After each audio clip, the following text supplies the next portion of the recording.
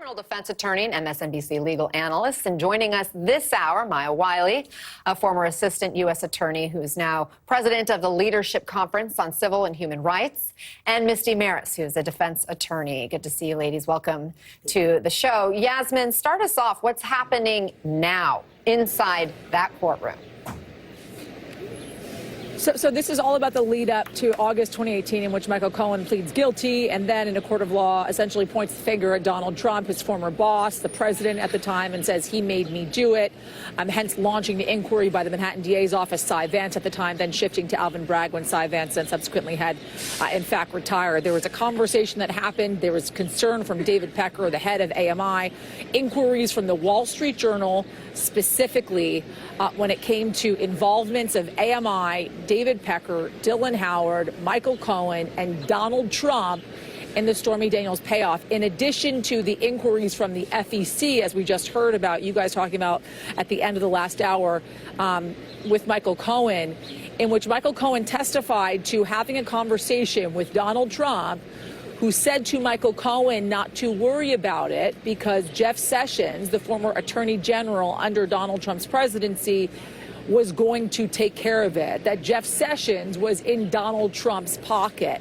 Then Michael Cohen basically communicating this to David Pecker, who was worried about the fallout from this reporting by the Wall Street Journal and this investigation, or this inquiry, I should say, by the FEC, the fallout on AMI, how it would affect ultimately AMI and its involvement in the Stormy Daniels and subsequently Karen McDougal payoff. And we're obviously seeing the fallout now from all of this. Some color from inside the courtroom, guys, as well, right? We haven't gotten a lot of what the former president is doing inside the courtroom, but we are getting a picture now of what the former president is doing, along with what Michael Cohen is doing. Yesterday, he seemed very resolute. He seemed very straightforward, although we've had a couple of bench meetings now today, 2 so far today. In each and every bench meeting, we see Michael Cohen shaking his head. What about? We don't necessarily know, but that's more of a reaction than we have seen so far inside the courtroom throughout his testimony, going into day 2 of his testimony, by the way, likely to go and move to cross-examination later on today.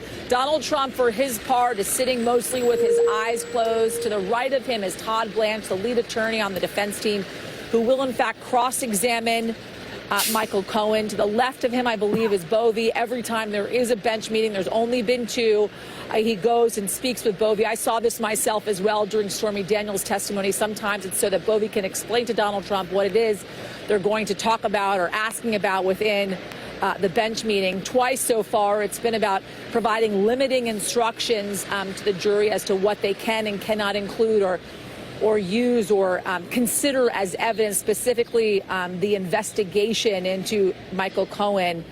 And then to the left of Bovee as well is Susan Necheles, who cross-examined Stormy Daniels inside that courtroom last week. So this is all going towards the lead up of August of 2018, when just down the street, Michael Cohen pled guilty and pointed the finger at his former boss and the current president at the time of the United States, Donald J. Trump, guys. Okay, Yasmin, thanks. Stand by as we continue to report out what's happening in there. So they're talking about this non-disclosure agreement, everybody. These are the times they've benched more, right? And that's what every time they bring this up, they go to the bench. Right before they had a bench meeting, Hoffinger asked, do you recall when Mr. Trump agreed through his lawyers not to enforce that NDA? At what point did that occur? Cohen, I don't recall. Hoffinger, was that a civil case? Cohen says yes. Would Mr. Trump be required to sit for a deposition? Cohen says yes. Cohen, prior to date when he'd be required to sit for deposition, decision was made that he would not sit. The NDA was terminated. And that's when Blanche, Donald Trump's attorney, calls for a bench meeting. What do you think that was all about, Maya? Well, look, I don't want to put myself in Blanche's shoes right here, especially having not been in the courtroom when all this was happening. But, you know, at the end of the day, Blanche's job is to make sure that he is doing everything he can to control what evidence the jury is hearing and how they are hearing it. So you have to be thinking about what he is concerned about in terms of where and how this testimony is coming out and what he might want done about it. And now, right now, Hoffinger and Cohen are focusing in on this, which is 2018. Here's a question. For much of 2018, You were President Trump's personal attorney. Did you continue to lie? Yes, ma'am. What happened in April of 2018? I was raided by the FBI, says Cohen. I was at the Lowe's Regency because my apartment was flooded, and we were there while construction was going on. At 7 a.m., there was a knock on the door, and I looked through the peephole and saw lots of people. I opened the door, and they asked me to step in the hallway, and they also raided my apartment and my law office and TD Bank, which had a safety deposit box, which I had just opened for my valuables while my apartment was under repair. Did the FBI search those locations for items of yours? What did they seize during the search warrant at the hotel? The search warrant gave them, Cohen says, the right to take my 2 cell phones, electronic devices, records, series of tax books and other documents, and they also basically packed up much of the documentation in my law office and took that as well.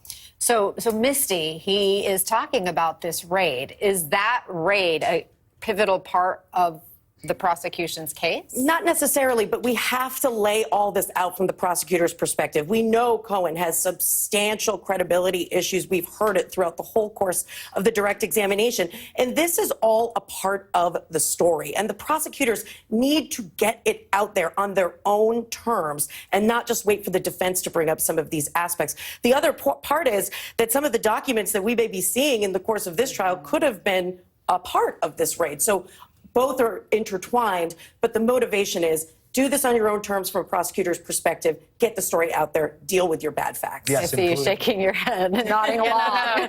Inoculate.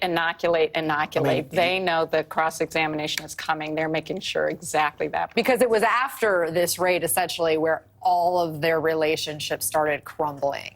And Right. Donald Trump went from Cohen is a good lawyer to being Cohen is just, one of many lawyers. He does some work for me, and then ultimately to where it is today, and that is this massive animosity between the two. Interesting, and Misty, you're so right. I mean, one of the issues that they're bringing up is Hoffinger says, you mentioned they took 2 phones.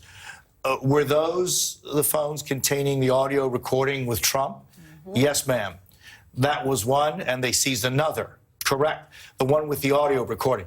Did you know the FBI was going to show up and take your phones? No, ma'am. Had you, prior to them showing up, altered the recording? No. How did you feel about that search at the time? How do you describe your life being turned upside down, concerned, despondent, angry, frightened? Yes, ma'am. You were under investigation by the Southern District. That issue, the phone recording, Right. The recording was in that phone. Yes, and remember, one of the issues was, and this was in pretrial motions, that audio recording could have been altered. Is it stopping and starting at a certain point? Had it been changed? Had it been edited?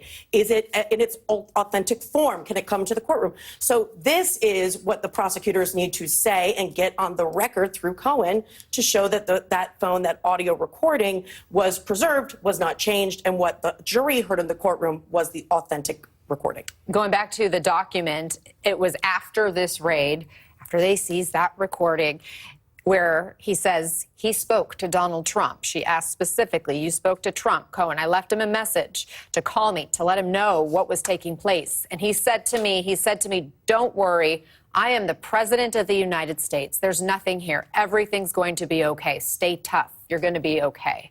Hoffinger, have you spoken directly with Mr. Trump since that time? Cohen, no, ma'am.